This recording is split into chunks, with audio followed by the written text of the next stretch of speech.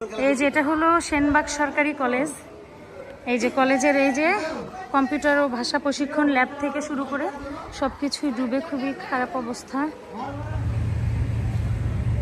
জ্যামটা শুরুই মনে হয় এখান থেকে, সামনে জ্যাম যাওয়ার অপশন আছে। এটা হচ্ছে ফেনীতে ঢোকার একদম আগ মুহূর্তে পুরা জ্যাম, সমস্ত গাড়ি দিয়ে একদম ব্লক।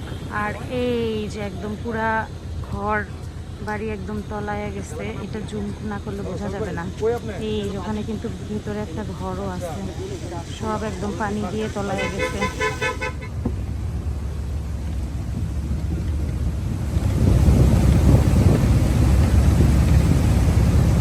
হাই স্কুলে এখানে বেশ অনেক আশ্রয় কেন্দ্র আছে, কিন্তু তার মধ্যে আমরা কয়েকটিতে দিব। এটা হচ্ছে একটা হাই স্কুল, আর এখানে হচ্ছে আমরা এখন 200 জনের একটা অ্যারেঞ্জমেন্ট করে নিয়ে আসছি।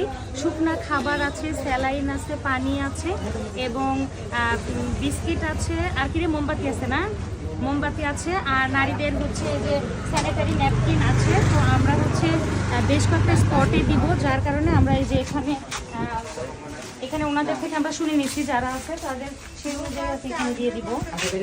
আর আমরা মূলত প্রাথমিক পর্যায়ে আসছি, আমরা 200 জনের বাজেট নিয়ে আসছি।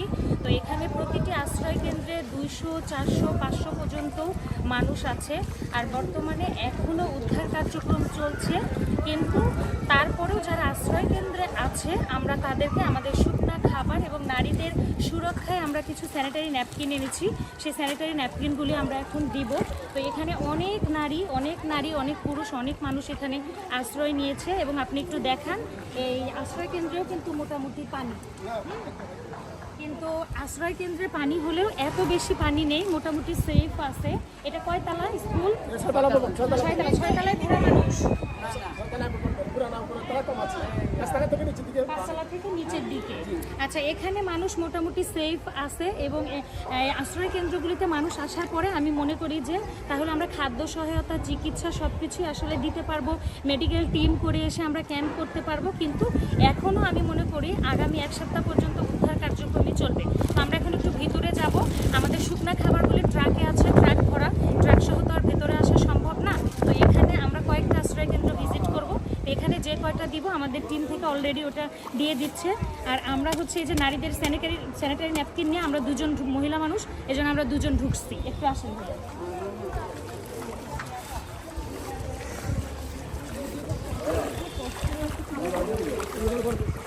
এই যে আমরা পা পানি থেকে রওনা দিছিলাম, এখন আমরা এই যে একদম পুরা হাঁটু পানি পার হয়ে হাঁটু পানি পর্যন্ত আপাতত আছি আর কি।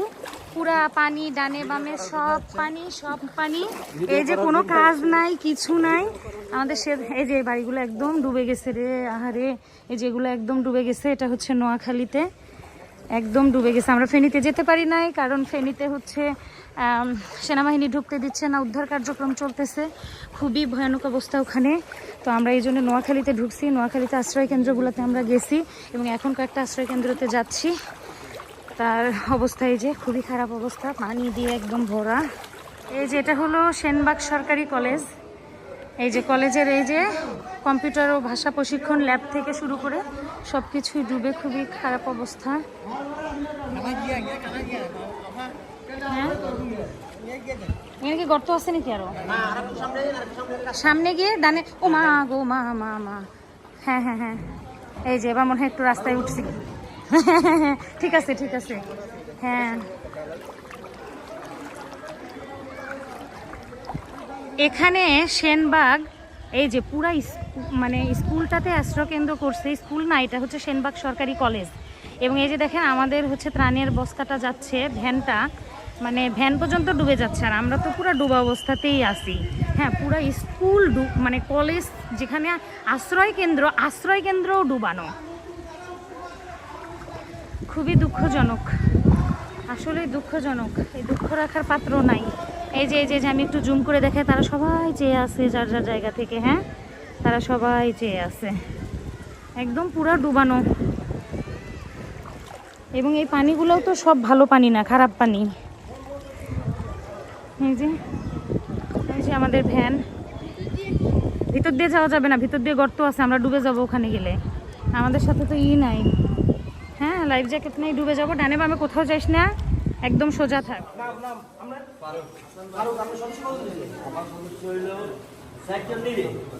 আপনি এখনো জানেন না হইলো নি এটা কালকে রাতে দিছি না